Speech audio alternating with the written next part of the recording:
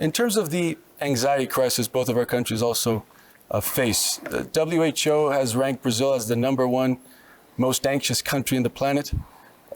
Other than that, you've described the mental health crisis as the canary in the coal mine here in the United States. And particularly the cohort that has fallen the most behind in America are young boys. They're 4 times as likely, more likely to kill themselves, 3 times as likely to be addicted, 12 times as likely to be incarcerated. You also see teen anxiety and depression rising 37% among girls. And in Brazil, I mean, we have 8,000 cases per 100,000 people, which is just a travesty.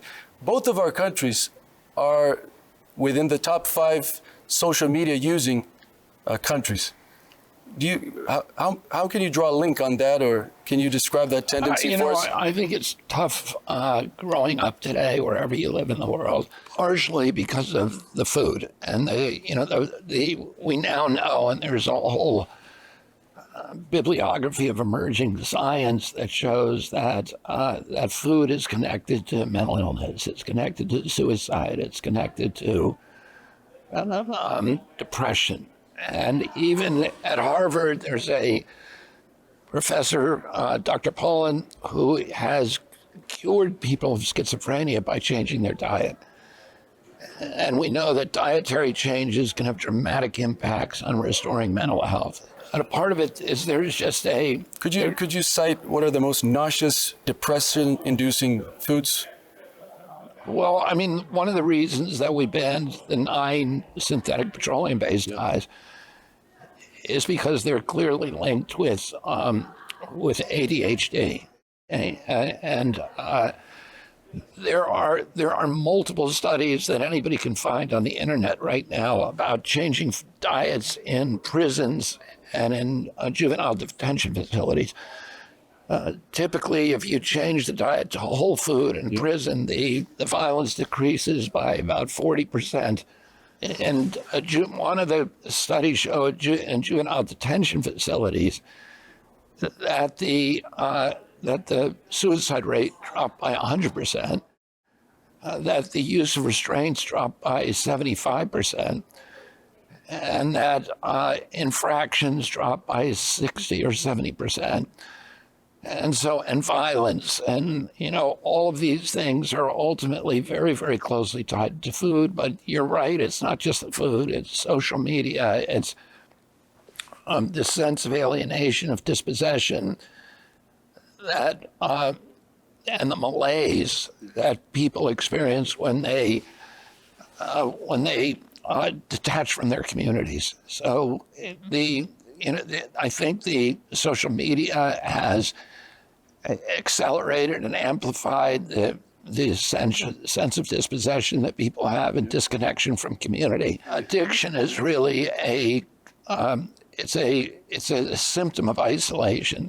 The addiction is a disease of isolation, and part of the recovery from addiction is about reestablishing people's connection to their community, their relationships, their intimacy, their bonds with other human beings.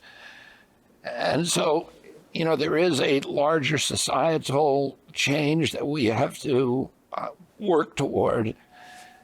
And we're doing that in this administration. How about vaping and contraband policy, which is also just incredible how in Brazil, Mr. Secretary, it has risen 600% from 2018 to 2023, the youth consumption of vaping. As you know, many Chinese-made vapes have been flooding the American market and American shelves. The FDA recently seized $34 million worth in Chicago. And in Brazil, our regulatory health agency, Anvisa, banned it in 2024. But teen vaping is just booming. The gray market is prospering. Is there any practical advice you would give Brazilian policymakers on how we can tackle that excessive use that's been poisoning our youth?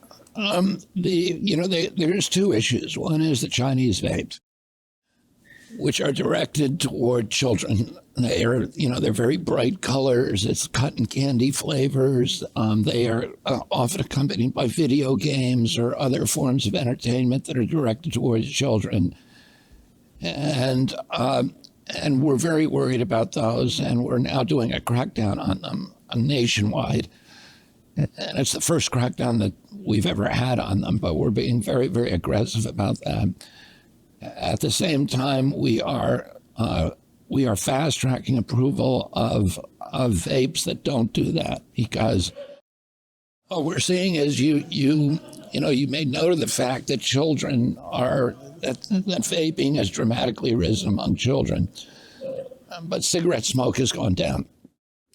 We have maybe 1% of American kids, depending on the highest, 3%. Generally speaking, about 1% who smoke cigarettes, and the vapes are they don't burn tobacco, and nicotine itself does not cause cancer. There's no evidence that it's carcinogenic.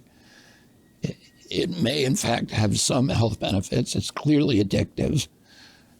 It may have other health benefits. We have an NIH study that shows that it reduces onset of Alzheimer's and of dementia, and it's infinitely preferential to smoking. I think that the nicotine pouches are probably the safest way to consume nicotine. Vapes are second, but the thing that we really want to get away from is cigarettes, because the cost to our country just of cigarette smoke, the healthcare costs about $640 billion a year.